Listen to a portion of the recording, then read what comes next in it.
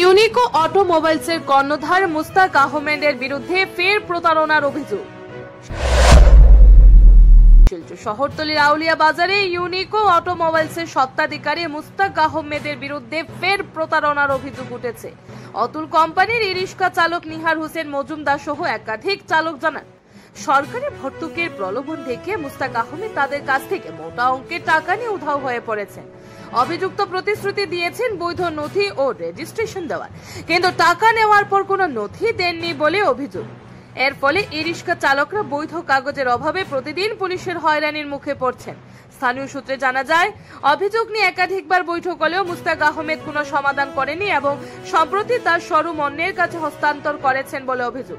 এই ঘটনায় ক্ষুব্ধ চালকরা কাছাড় জেলা পুলিশের কাছে লিখিত অভিযোগ দায়ের করেছেন এবং প্রতারক মুস্তাক আহমেদের বিরুদ্ধে দ্রুত আইন অনুরাগ ব্যবস্থা ও ক্ষতির অর্থ ফেরতের দাবি জানিয়েছেন।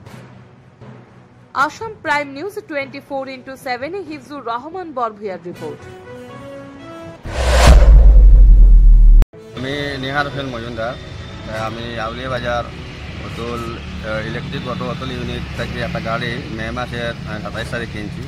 কেনার পরে এই গাড়িটা আমার লাগে কন্ডিশন আসলো যে সাবসিডি লোন বাবদ তারা মানে লোনের সিস্টেমে আমার গাড়িটা তারা আমার কাছে বেচছে। বেচার পরে তারা মানে আরও এরকম মানে আরও কয়েকজন কাস্টমারের লগে এরকম গোটালা হয়েছে শোরুমের মালিকের। হওয়ার পরে এটা বিচারে গিয়া একরকম মাঠটা শেষ হয়েছে এরকম যে মানে তাই 80,000 টাকা পর্যন্ত খরচ দেখাইছেন, যে তাই মানে ডাউন পেমেন্ট 23,000 টাকা ব্যাংকে জমা দিয়েছেন। এরপরে দেখাইছেন ওটা যে তান যে সাবসিডি লোন করাইতে তাই খরচ হয়েছে। এরপরে গাড়ি রেজিস্ট্রেশন করাইতে গিয়ে তাই 80,000 টাকা খরচ দেখাইছেন। দেখানোর পরে 80,000-এর উপরে যে টাকাটা এক্সট্রা যে কাস্টমারে দিছিল, সেও দিছে 1,80,000, সেও দিছে 70,000, সেও দিছে 1,20,000, এরকম দেওয়া হয়েছে।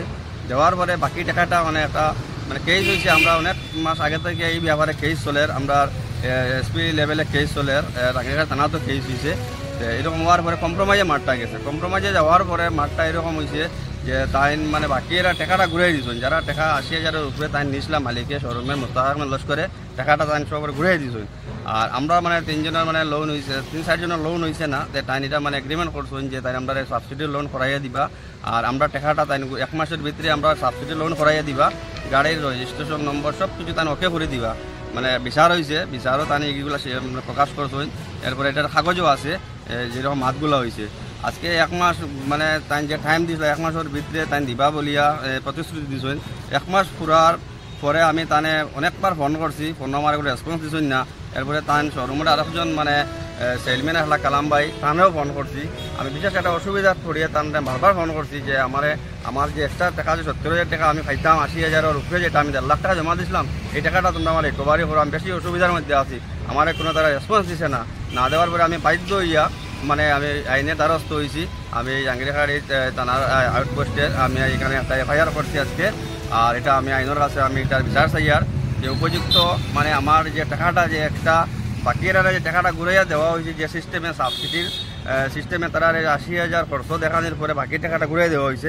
এই টাকাটা আমিও পাইতাম। এটা টাইম টেবিলে আসলো 1 মাসের, 1 মাস ক্রস হইয়া 2 মাস মানে হয়ে গেছে। আমি যখন তারার লগে যোগাযোগ করার পরে কোনো রেসপন্স পাইছি না, আমি বাধ্য হইয়া আমি আইনের দ্বারস্থ হয়েছি। এই টাকাটা আমি অতি সত্তর পাইতাম এবং আমার গাড়ির যে ডকুমেন্টারি যে জিনিসগুলো আছে, নম্বর প্লেট, রেজিস্ট্রেশন, আরসি, এইগুলো আমি অতি সত্তর পাইতাম। আর আমি এই টাকাগুলো আমি বরিয়ার ইনস্টলমেন্ট বরিয়ার আমি গাড়িটা বন্ধ চালাইতাম পারিয়েন না, কারণ গাড়ির কোনো কাগজপত্র নাই, ড্রাইভারে চালাইতে পারেন না। এইটার লাগে আমি আইনিভাবে একটা এফআইআর করছি রাঙ্গিঘাট থানার।